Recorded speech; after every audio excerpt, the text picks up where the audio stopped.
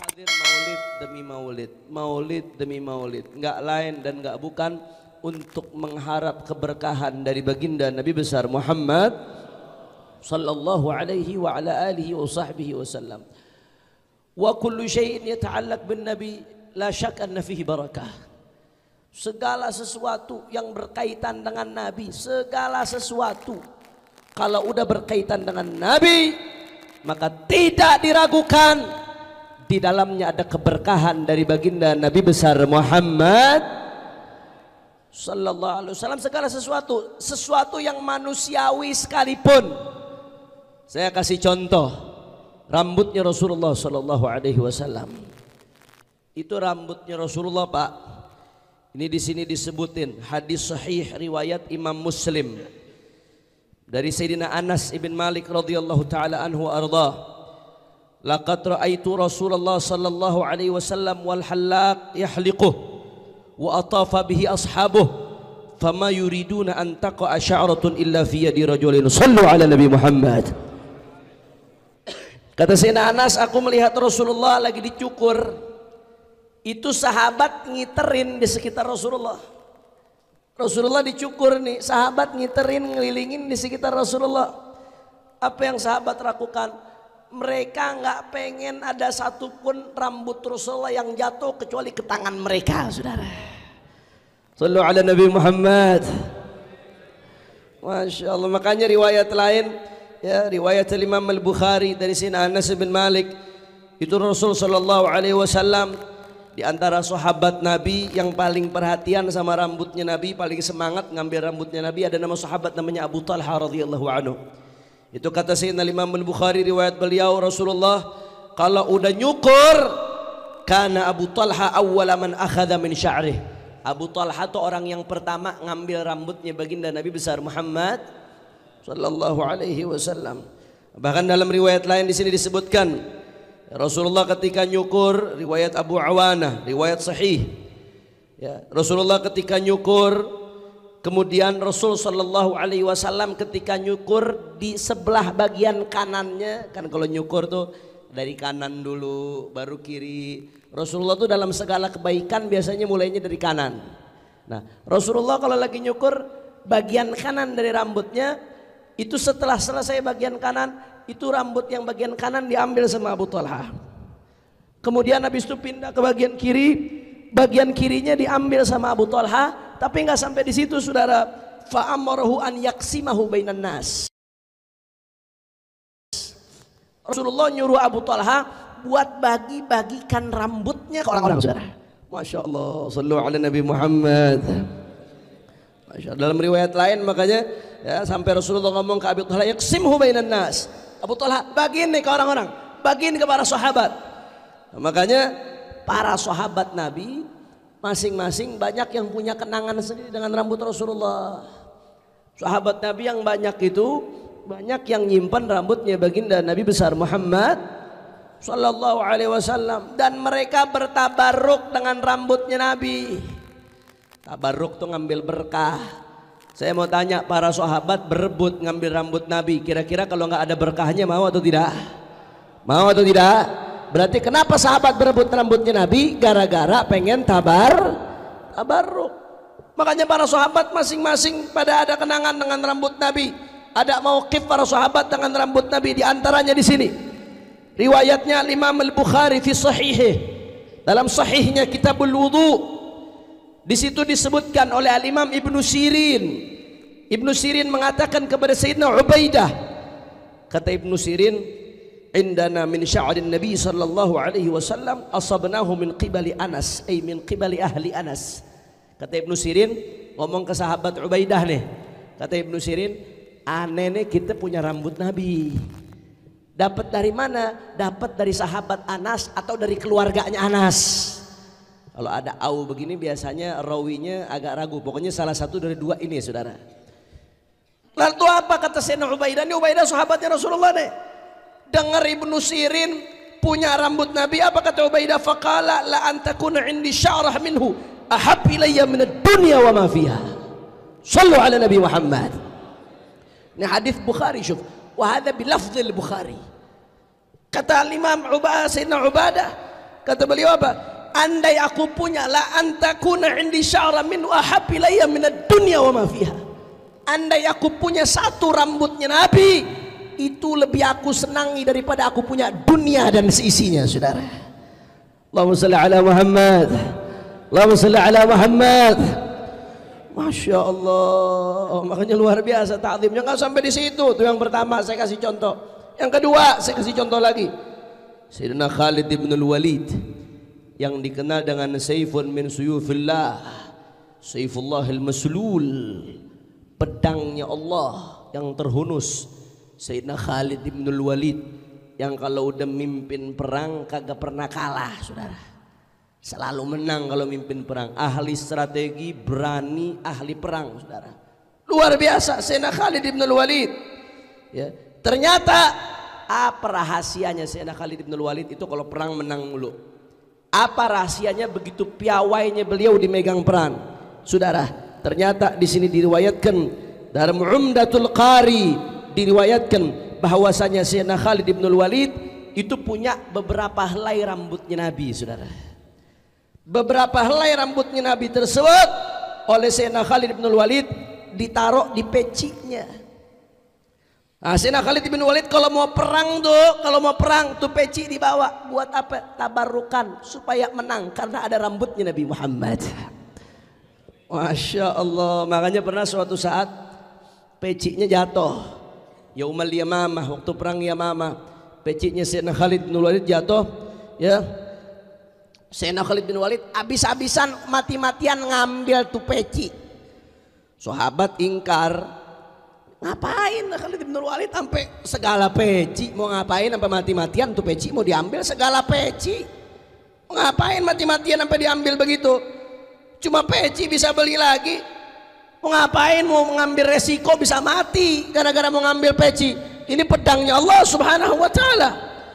Akhirnya apa yang terjadi, saudara? Khalid bin Walid buka rahasianya akhirnya di situ. Inni lam af'al dzalika liqimatil qalansuwah lakin karihtu an taqa'a bi'aidil musyrikin wa fiha min sya'rin nabi sallallahu alaihi wasallam. Kata Khalid bin Walid, bukan urusan pecinya. Aneh begitu tuh. Bukan urusan pecinya. Bukan gara-gara mau ngambil peci. Urusan peci kecil, tapi gara-gara di dalamnya ada rambutnya Rasulullah. Aku takut kalau peci itu jatuh, rambut Rasulullah dipegang di tangannya orang musyrik, saudara.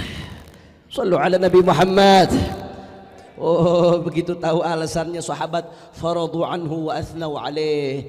Sahabat akhirnya setuju, ridha dengan yang dilakukan Khalid bin Walid, bahkan diacungkan jempol apa yang dilakukan oleh Khalid bin Walid oleh para sahabatnya baginda Nabi besar Muhammad sallallahu alaihi wasallam. Kira-kira sampai sini jelas atau tidak? Jelas atau tidak? Kalau begitu tabarruk dengan peninggalan Nabi bagus atau tidak? Bagus atau tidak? Masya Allah, Masya Allah. Sebenarnya kalau orang yang dipenuhi hatinya dengan Rasulullah SAW, nggak usah jauh-jauh. Tabaruk dengan rambut Nabi atau yang lain, nggak usah jauh-jauh. Darahnya Nabi ada di mana-mana, kok saudara. Betul atau tidak? Betul atau tidak? Orang kalau hatinya dipenuhi dengan Rasulullah SAW, maka nggak akan pernah mengecilkan atau merendahkan atau menganggap enteng segala sesuatu yang berkaitan dengan Maulana Muhammad sallallahu alaihi wa ala alihi wa sahbihi wasallam. Yang ketiga, ini di dalam Fathul Bari dan di dalam Irsyadus Sari. Ini saya riwayatnya saya terjemahkannya secara gabung, saya nggak terjemahkan satu-satu. Ummu Salamah radhiyallahu anha itu termasuk yang suka ngumpulin rambutnya baginda Nabi besar Muhammad sallallahu alaihi wasallam, dijaga. Bahkan diriwayatkan beberapa rambutnya Rasulullah yang ada sama Ummu Salamah warnanya agak pirang, humur, warnanya agak pirang, agak kemerah-merahan. Beberapa rambutnya Nabi yang ada pada Ummu Salamah, ya. Nah, disimpan di tempat yang bagus. Nah, itu Ummu Salamah kalau udah berasa mulai sakit, Ummu Salamah yastashfi bi sya'ri Rasulillah, minta kesembuhan kepada Allah dengan berkat rambutnya baginda Nabi Muhammad sallallahu alaihi wa ala alihi wa sahbihi wasallam. Akhirnya apa yang terjadi? Orang-orang tahu Ummu Salamah ini punya rambutnya Nabi. Akhirnya apa yang terjadi saudara? Kalau ada orang yang sakit tuh saat itu mereka ngirim wadah ke Ummu Salamah. Di wadah itu isinya air. Tujuannya supaya apa? Supaya Ummu Salamah nyelupin rambutnya Nabi ke air tersebut saudara. Karena air yang diselupin di dalamnya rambutnya Nabi jadi obat, jadi dawa, jadi syifa. Dan alhamdulillah kalau mereka minum air dari celupan rambutnya Nabi diberikan kesembuhan oleh Allah. Sallallahu alaihi Nabi Muhammad. Masya Allah. Yang keempat, seorang sahabat namanya Abu Ayyub Al-Ansari radhiyallahu taala anhu arda, itu sempat dapat potongan jenggotnya Rasulullah sallallahu alaihi wasallam. Entah potongan, entah rontokan jenggotnya Rasulullah. Intinya dapat salah satu rambut dari jenggotnya Rasulullah sallallahu alaihi wasallam. Nah, itu begitu Abu Ayyub ya dapat itu, apa kata sahabat-sahabat Nabi? La yusibaka su' ya Abu Ayyub. La yusibaka su' ya Abu Ayyub. Ente punya rambutnya Nabi, punya jenggotnya Nabi, udah ente aman, nggak akan ada keburukan yang menimpamu berkatnya Nabi Muhammad sallallahu alaihi Nabi Muhammad. Nggak sampai di situ, Sayyidina Anas bin Malik radhiyallahu taala anhu arda yang tadi kita bahas. Itu Sayyidina Anas bin Malik punya rambutnya Rasulullah sallallahu alaihi wasallam. Sayyidina Anas bin Malik pesan, nanti kalau saya meninggal rambut Nabi ini taruh di bawah lisannya saudara. Ini sahabat, sahabat setiap hari mandang Rasulullah sallallahu alaihi wasallam. Orang bisa mandang Rasulullah, ya orang mimpi Rasulullah aja udah magom saudara. Apalagi bisa ngelihat Rasulullah yaqdhatan dalam keadaan terjaga. Itu kata Sayyid Abdul Wahhab Sya'rani, orang yang bisa mandang Rasulullah secara yaqdhatan, lagat ikhtaraqa 70,000 hujub. Dia udah menembus 70.000 hijab saudara. Itu kalau yang ngelihat Rasulullah yaqdhatan setelah Rasulullah wafat, setelah Rasulullah dikubur. Bagaimana dengan sahabat Rasulullah yang hidup bersama Rasulullah, sehari-hari bersama Rasulullah, berdampingan bersama Rasulullah, berjuang bersama Rasulullah sallallahu alaihi Nabi Muhammad. Tapi meski demikian masih mesen kalau aku meninggal ini rambut Nabi taruh di bawah lisanku. Mungkin maksud beliau supaya itu rambut, berkahnya rambut itu jadi gampang jawab pertanyaan munkar nakir saudara. Masya Allah. Akhirnya apa yang terjadi?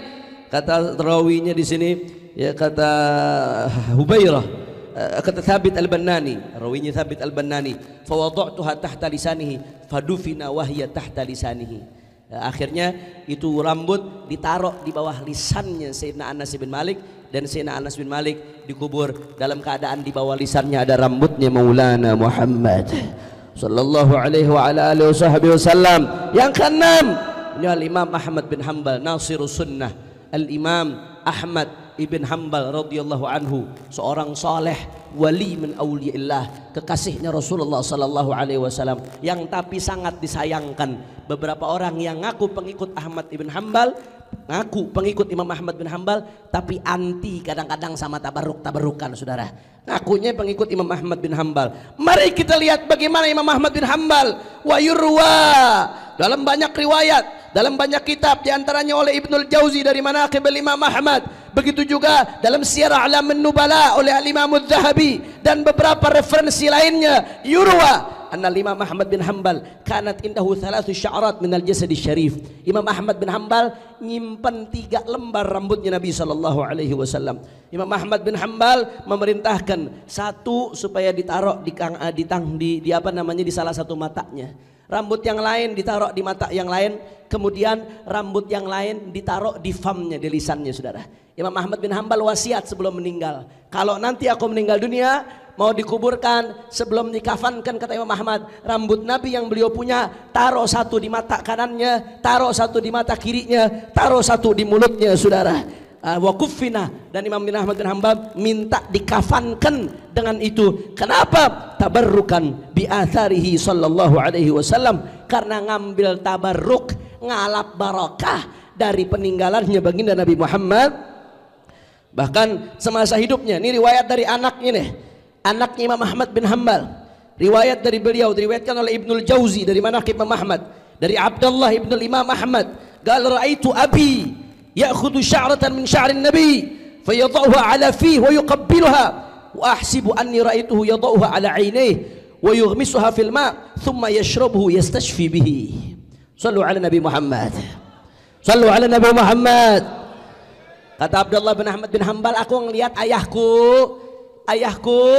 itu ngambil rambutnya Nabi, ditaruh di mata kanannya, ditaruh lagi di mata kirinya, kemudian dicium itu rambut Nabi, saudara, kemudian dicelupin di air sama Imam Ahmad bin Hanbal, diangkat lagi itu air, saudara, diangkat lagi itu rambut, kata Imam Ahmad bin Hanbal, saudara, kemudian kata Abdullah bin Ahmad bin Hanbal, kemudian ayahku minum air bekas celupan rambutnya Nabi. Kenapa? Untuk nyari kesembuhan dengan berkat rambutnya Nabi Muhammad sallallahu alaihi wa ala alihi wasallam. Wa hakadha, begitu banyak riwayat dari salafun salih yang menjelaskan tentang, saudara, bagaimana mereka bertabarruk dengan rambutnya Rasulullah sallallahu alaihi wasallam. Tapi jangan sembarangan orang ngeklaim ini rambutnya Nabi kalau nggak ada sanad yang jelas. Jangan sembarangan ngeklaim, karena kalau bohong atas nama Nabi bahaya, saudara. Kata Nabi, man kadzaba alayya muta'ammidan falyatabawa maq'adahu minan nar. Orang bohong atas nama Nabi siap-siap tempatnya di neraka.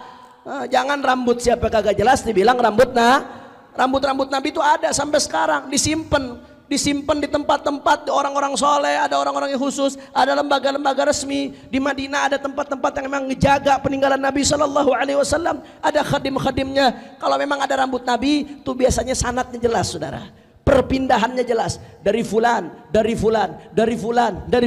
sampai kepada sahabat yang dapat rambutnya baginda Nabi besar Muhammad. Tapi kalau benar ada rambut Nabi tersebut, saudara, yang asli, yang jelas sumbernya, saudara, Masya Allah, itu mereka luar biasa, sangat mengagungkan. Dan yang menarik, terakhir sebagai penutup, yang menarik, ini kata Imam Al-Qurdi nih, Muhammad Tahir bin Abdul Qadir Al-Qurdi, ini kitabnya Tabarrukus Sahabah bi atharin Nabi sallallahu alaihi wasallam. Qultu wa naqul, kata beliau, walaqad sami'na annahu yujad bid'atu ashkhas, dan sebelumnya juga disebutkan wa fi a'yadil maulid wal isra wa nisfu sya'ban wa lailatul qadr wal a'yadul ukhra yuhtafal kull 'am bitabarruk bi sya'ratil mubarakah. Kemudian disebutkan walaqad sami'na annahu yujad bid'atu ashkhas lada kulli wahidin minhum sya'ratun min sya'rati Rasulillah sallallahu alaihi wasallam yukhrijunaha inda iqamatil ihtifalat bi maulidin Nabi sallallahu alaihi wasallam wa ya'ridunaha 'ala an-nas al-mujtami'in fil haflatir rasmiyah allati tuqam fi masjidil baladil jami' wa huwa akbar masjid fi madinati Halab wa hadhihi 'adatun jariyatun ila yaumina hadza. Nah, di sini disebutkan, kata beliau, setelah menyebutkan tempat-tempat penyimpanan rambut Nabi yang beliau tahu di zamannya, kata beliau, di sini ada disimpan di Masjidil Aqsa, ada juga yang nyimpen di Madinah, ada juga yang nyimpen di Mesir, di Qahirah, ada yang nyimpen di Turki, ada yang nyimpen di Tarabis Al-Gharb. Tarabis Al-Gharb. Di mana itu, Habib? Di Libya. Habib Alwi ini travel, jadi tahu tempat-tempat, saudara. Masya Allah.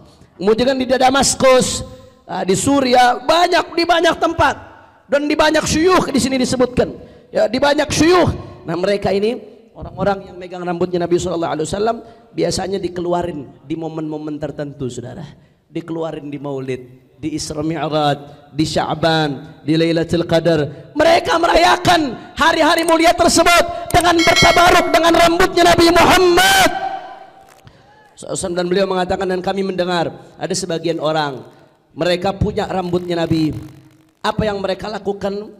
Yukhrijunaha inda iqamatil ihtifalat bi maulidin Nabi sallallahu alaihi wasallam. Mereka sebagian orang yang punya rambutnya Nabi ini, mereka keluarkan ketika merayakan maulidnya baginda Nabi besar Muhammad sallallahu alaihi wasallam.